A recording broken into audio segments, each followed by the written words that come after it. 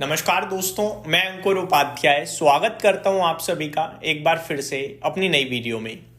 दोस्तों, यहाँ पे आप सभी के साथ बात करने वाला हूं भारतीय बाजार के बारे में, निफ्टी के बारे में। लगातार बाजार नीचे ऊपर ऊपर नीचे कर रहा है, लेकिन index finally at the end तो लाइफ हाई के बेहद नज़दीक है। बट प्रॉब्लम यह कि इंडेक्स से किसी को फर्क नहीं पड़ता। लोगों की पोर्टफोलियो में होते हैं स्टॉक्स में क्या करें क्या ना करें, ये सबको जानना है, ये सबका सवाल है।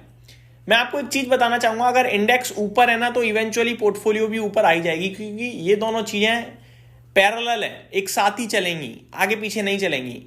किसी तेजी में कोई और स्टॉक पार्टिसिपेट करेगा, किसी तेजी में कोई और स्टॉक पार्टिसिपेट करेगा। विदाउट स्टॉक्स इंडेक्स नहीं चल सकता है, ये आप समझ लीजिए। तो इंडेक्स को लेकर एक रिपोर्ट आई है कोटक की, जो आजकल बड़े फेमस हो रहे हैं रिपोर्ट्स को लेकर, क्योंकि रिसेंटली आपको पता ही होगा इनकी रिपोर्ट आई थी केन्स टेक्नोलॉजीज पे, जिसमें उन्होंने कुछ ज़्यादा ही स्ट्रॉन्ग फाइनेंशियल्स को क्लियर कर दिया कंपनी के, जिसके बाद स्टॉक के प्राइस में काफ़ी हैवी करेक्शन भी देखने को मिली हम सभी को। अभी कोटक ने रिपोर्ट निकाली है निफ्टी पे, और वो कह रहे हैं दिसंबर 2026 तक निफ्टी पॉसिबल है 32,000 का भाव भी आपको दिखा दे। लेकिन ये उन्होंने कहा है बुल केस सिनेरियो में, यानी फुल फ्लैज तेजी अगर हो जाए, सब कुछ अच्छा ही अच्छा हो जाए, तो पॉसिबिलिटीज हैं कि 32,000 निफ्टी दिख जाए आपको। कोई बड़ी बात नहीं है। लेकिन अगर बुल केस सिनेरियो नहीं भी रहता है, बेस केस सिनेरियो रहता है, यानी न्यूट्रल सबसे सिंपल भी बात करी जाए, तो हो सकता है आपको एक बार साल के दौरान 29,120 का लक्ष्य मिले आपको निफ्टी पे, जो भी यहां से काफी ऊपर है। 3,000 पॉइंट्स की बात कर रहे हैं तेजी की, यानी अप्रोक्स 10% समथिंग, तो ये भी हो ही गया, मोर देन 10% इनफैक्ट।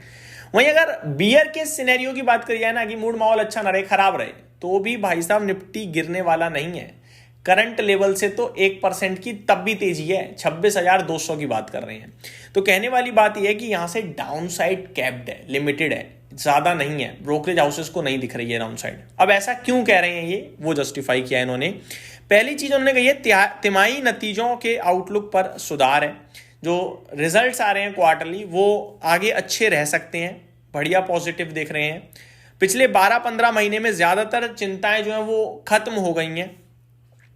जो महंगे वैल्यूएशन और अर्निंग्स को लेकर चिंताएं थी, वो अभी खत्म होते हुए दिख रही हैं। और वैल्यूएशंस को लेकर तो मैंने एक डिटेल वीडियो आपके लिए वीकेंड पे बनाई थी निफ्टी के, जिसमें मैंने बहुत ही क्लियरिटी के साथ आपसे कहा कि निफ्टी अभी 22.07 पे ट्रेड कर रहा है, 22.7 पे, माफ कीजिएगा, जो कि ना महंगा है ना सस्ता है। 20 के नीचे होता तो सस्ता होता, 25 के ऊपर होता तो महंगा होता, 22 के ऊपर महंगा माना जाता है वैसे, बट हम 22 पे ही हैं। अब इमर्जिंग मार्केट है, अच्छी ग्रोथ वाली कंट्री है, तो महंगा तो नहीं मानूंगा मैं 22 पे। और 22 का निफ्टी तब है जब उसमें इटर्नल, जियो फाइनेंस जैसी कंपनियां इंक्लूड हैं। इटर्नल अकेले 1500 के पीई पे ट्रेड करता है, जियो फाइनेंस 150 के पीई पे ट्रेड करता है, तो उनकी वजह से ऑटोमेटिकली निफ्टी के वैल्यूएशन थोड़े महंगे हो जाते हैं, आपको ये मानना पड़ेगा। तो एक्चुअली में निफ्टी अब रीजनेबल वैल्यूएशन पे, और अर्निंग्स की चिंताएं खत्म हो गई हैं, अर्निंग्स में सुधार दिख रहा है हम सभी को। FY27 से निफ्टी कंपनियों के मुनाफे में मजबूत रिकवरी, तो अगले वित्तीय वर्ष से जो निफ्टी की 50 कंपनियां हैं उनमें दमदार रिकवरी दिख सकती है, ऐसा कोटक कह रहा है। बाकी नतीजों में डबल डिजिट ग्रोथ की उम्मीद लगाई जा रही है, स्पेशली लार्ज कैप को मिड स्मॉल आउट परफॉर्म करेंगे।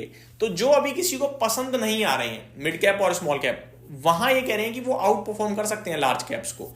ये सबसे इंटरेस्टिंग बात है भाई साहब। मैं भी लगातार कह रहा हूं कि क्वालिटी आउट परफॉर्म कर सकती है मिड कैप और स्मॉल कैप में, क्योंकि इनके वैल्यूएशन तो बहुत सस्ते हो गए हैं। इन्होंने तो ऐसा धोया जा रहा है कि ऐसा लग रहा है कंपनी खत्म हो गई हो। 2026 के लिए सोने चांदी पे भी इनका आउटलुक पॉजिटिव है। ये कह रहे हैं कि 2026 में गोल्ड और सिल्वर तंगड़ा आउटलुक है, दमदार आउटलुक देते हुए दिखे हैं यहाँ पे। 2025 में तेजी के बावजूद सोना और चांदी पर बुलिश है कोटक। तो तेजी जो हुई है 2025 में, इसका ये मतलब नहीं है कि यहां से करेक्शन हो सकती है या बहुत तेजी हो गई है ना, यहां से भी ये बुलिश ही है, पॉजिटिव ही है, कोई दिक्कत का विषय नहीं है, इनका ये मानना है। साथ ही साथ सोना कूलिंग फेज में लॉन्ग टर्म फंडामेंटल मजबूत है। जो गोल्ड है करंटली वो थोड़ा शांत है इस समय, लेकिन लॉन्ग टर्म फंडामेंटल्स बहुत मजबूत हैं।